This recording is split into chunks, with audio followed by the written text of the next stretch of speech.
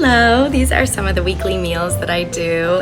This week I did a rice pilaf, some sauteed zucchini, and then this is a chicken breast stuffed with rosemary seasoning, some white cheddar, and then wrapped in prosciutto.